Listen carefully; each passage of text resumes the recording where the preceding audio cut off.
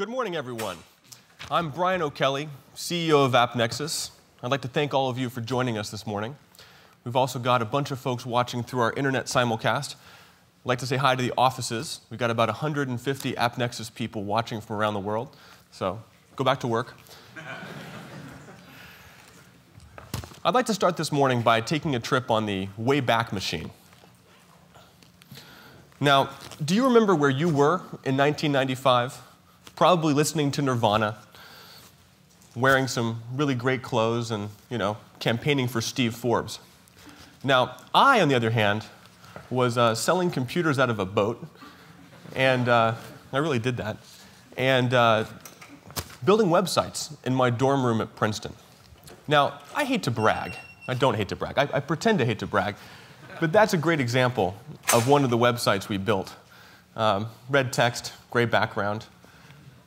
Here's another one. The guitar player actually used to move. He would just strum his guitar, and everyone got really excited. But, that wasn't all that bad if you look at what other companies were doing back then. Here's Alta Vista, white background, blue links. Here's Yahoo. That's a billion-dollar company website right there. So back in 1995, this was the state of the art for websites. Now, I want to zoom forward to 2011.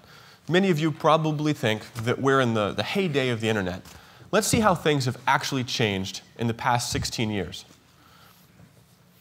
Well, this is Yahoo's website today. Okay, a little bit more content, a little bit more style, but not materially different. There's a couple things. There's three things I think that are different about Yahoo's site today than Yahoo's site in 1995. Now, the first of these is third-party content. This is not really a website. Back in 95, Yahoo's website was literally one piece of HTML code sitting on a computer somewhere. Now, this is an assembly of hundreds of different pieces of code. There's JavaScript libraries. There are widgets. There's probably some kind of like button in there somewhere. But most importantly for all of us, that ad that we see right there is not embedded in the page. This is something being generated by a third-party ad server. And that's critical because it put everyone in this room in a job. We exist because websites aren't static. Now, what's really interesting is that back in the old days, with the original Yahoo, whenever you went to this site, you'd see exactly the same content as everybody else. This didn't change. Now, that's not a surprise. That's how newspapers worked. Everyone had the same newspaper. TV works that way. It still works that way. Radio is that way. So it's no surprise that the web started out where everyone saw exactly the same stuff. When DoubleClick was founded in 1995, same thing. It was built around the traditional advertising model. But today, I theorize that we can do better. That because we have third-party content, and also because we can now log into websites, we should be able to do something new, to personalize content, both for visitors and what they see, but also for advertisers and the people they interact with. That's the dream and vision that we've all been working towards for quite a long time. How many of you think that this has actually come to pass? How many here, raise your hands if you think that we do a good job, or at least a better job than 1995, of delivering somewhat relevant personalized content and advertising? Quite a few of you. I did a little experiment last night, and I thought this was interesting. So I went to Yahoo Finance. And this is what you see. If you log in on your iPad right now, this is the Yahoo Finance page you'll see. The stock market probably went down another 5 or 6 points. I don't know what the exchange rates. But this is Yahoo, and you can see in the top left there that I'm not signed in on this page. And now I'm going to sign in. It says, "Hi, Brian." I'm just going to go back and forth. Okay? When I wasn't signed in, I got a car ad. When I signed in, I got a Merrill Lynch ad. Okay? But there's not anything else on this page that changes when I log in. That's the best they can do. Now, I go to Yahoo all the time. This isn't a random choice. It's one of my favorite sites. AppNexus has a NFL football survivor league that I'm planning to win, and so I have to log into Yahoo at least once a day to make sure that I didn't screw up my pick. So Yahoo has enough information to know, more or less, what I do and what I like, and we don't see it here. Let's try another site I log into every day. Here's ESPN. All right? some sports, some funny cartoons, a bunch of content, things I care about, things I don't. Now let me log in. I go to, oh wait, you can see it. If you look at the little My ESPN bar up there, you can see it goes from all the sports to my favorite sports. That's it. Same exact ad. There's some dynamic creative, but the exact same ad for LG. That's it. That's all ESPN can do with, I think I've been an ESPN subscriber. I pay them, in fact. And it's been 15 years, and they still can't figure out how to deliver more interesting content than that. So I think we've failed. I think that this really tells you that we haven't done a good job of personalizing content. And we haven't personalized these ads. This isn't the most effective thing we can do. That's a problem. But it's also an opportunity. I think there's a number of you in this room who could fix this, who could actually change how we interact with content and advertising. And I suspect you can make a lot of money if you'll come and fix this one. Now, I mentioned 3 things that are different between websites in 1995 and today. So one of them was this third-party content. The second one was the login. And the third one is social. Websites today are social. Anyone here not know what a social network is? That one guy in the back? I'll get you afterwards. So websites are inherently social today. Does everyone agree? Yes. Anyone not agree? Chris agrees. Websites are inherently social. That's what I thought too. I went to my favorite sites and I said, let's look at all the social interactions they enable. Now, stocks are inherently social, right? I hear people talking about it all the time. Stocks are up, stocks are down, what a great stock, what a terrible stock. There's not a single social element on Yahoo Finance that I can find. All right? Then I checked ESPN. ESPN is inherently social. Sports are social, right? I love talking about sports. Not a single social element on ESPN that I can find. They do have message boards, which are anonymous. You don't talk to your friends. You talk to some crazy fanatic who actually think the Florida Gators are a good football team. All right? We know that's not true. So there's nothing social here. And that's a shame, because we have this inherent opportunity. And I think these companies know what social is, but they just aren't taking advantage of it. So why is that? Well, let me give you a hypothetical example. If you got an email right now from ESPN saying, come join our new social network, ESPN Fan Zone, would you sign up? Would you invite all of your friends to come be your ESPN friends? I'm not sure. I feel like it's better just to email my friends and invite them to my house to watch a football game, right? And the nachos are a lot tastier in real life than on the computer screen. So I'm not sure ESPN could build a social network around just ESPN, right? Yahoo probably could, but again, is there really a need for every company to build their own social network? I think there's a precedent for this. We already know the answer. If you go back to 2005, there's a website, probably the most important, biggest website in the world in 2005. I'm getting confused. These decades just run together when you're as old as me. In 2005, there's a website called MySpace. MySpace. So MySpace was this massive social network. Articles in every major publication, people talking, oh my God, MySpace changed the world. And for many of you who were investing in and advising companies, you probably started to see business plans. MySpace for celebrities, MySpace for legal professionals, MySpace for cats. I think I funded that one. There's only one MySpace spinoff that actually worked, and that was MySpace for college students, which we now call Facebook. Everything else, MySpace for something, just failed miserably. The point was, we've seen this. We don't need to have every single site with its own social network. Instead, Facebook did something very smart. They said, let's take our social graph and let's extend it out into other websites. Your friends don't change on whichever website you're on. They're still your friends. Let's put our friends around the web into every site you visit. And that was pretty smart.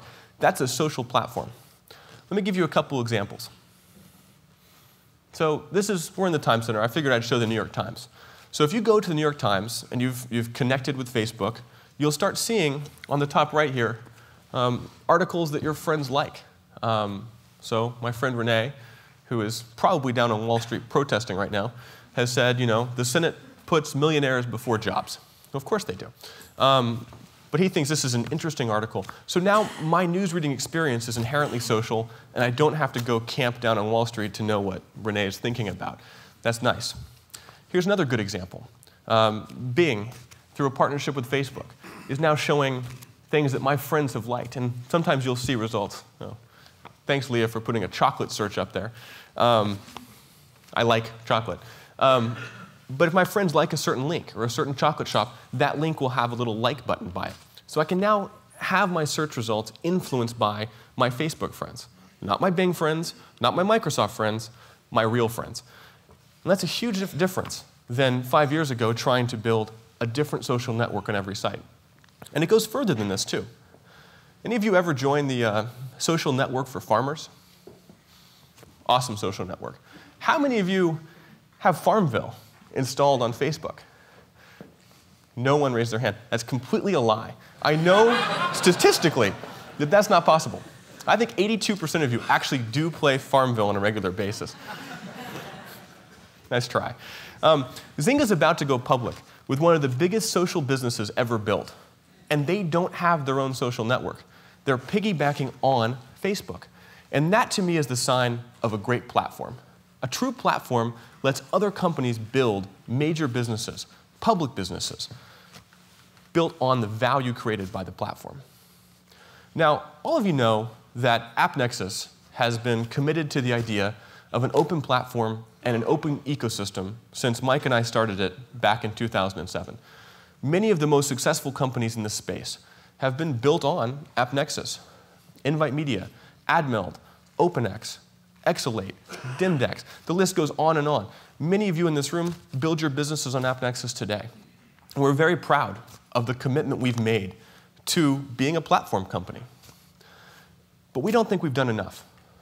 Later today, you're going to hear about an innovation, a product we've been working on for over a year that we think is the next step toward being a true platform company. I'm going to make you wait, but just hold this idea in your head that one of you, if you play your cards right, might just be the Zynga of online advertising. Okay. I don't know what that means either. It just sounded good. All right. Let me leave you with one final thought. Now, how many of you were at our summit in April in San Francisco? A few of you. All right, you may remember this slide. I gave a long, impassioned talk about how, oh my God, there's too much hype. You know, this isn't really real. What's going to happen to all of us? Where are we going to work next week? And there was some really interesting happening. We saw that, I saw an article one week saying RTB is hype. And the next week it was RTB is boring. Exchanges don't work. Exchanges don't work for publishers. Exchanges don't work for advertisers. Exchanges don't work for exchanges. This series of articles coming out earlier this year were effectively what Gartner calls the trough of disillusionment, when the hype is so big and the results are so low that you just can't really read any more articles. And so I talked about this a bit in April, and there's a lot of good evidence in April that this was the case. If you look at the biggest companies in the world in the advertising space, many of them were apathetic to the idea of an open ecosystem. Microsoft had said, okay, we'll build it, we'll do it, we're in. Google said, we're in. We're going to make a big investment and commitment in the exchange. But who else? Not a lot of other majors had said, we believe in an open ecosystem. So that was the moment of disillusionment. Looked like it was going to be good, but not a lot of proof. Look where we are 6 months later. This week, Yahoo, Microsoft, and AOL announced that they're going to interoperate their respective exchange technologies. They're committed to the exchange space. It's a big moment, right? And it's not just a US phenomenon. We've seen major companies in Europe, High Media being a great example, who've said, hey, we're going to do this too. We're going to bring the best publishers and the best inventory from around Europe into the exchange marketplace. Now today, later on, we're going to have leaders from Microsoft, Yahoo, and AOL here to talk about what they're going to do. I'm thrilled to have Randall Rothenberg from the IAB chairing that discussion. We've got Cyril Zimmerman, the CEO of High Media, here to speak about what they're doing in Europe and about the exchange landscape there. One point of order, we're flipping the CPX and high media presentation. So the agenda you have in your handouts or whatever, those will be switched. But that'll be a great moment.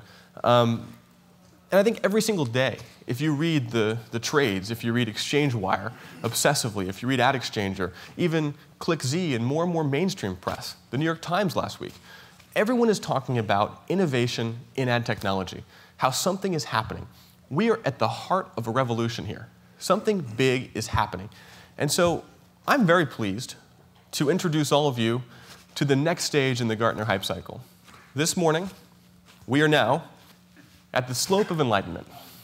Welcome. This is a big day, and I'm excited to be here. So the rest of the day, you're going to hear a lot of people talking about where we are and where we're going and what's going to happen in 2012. It's going to be great.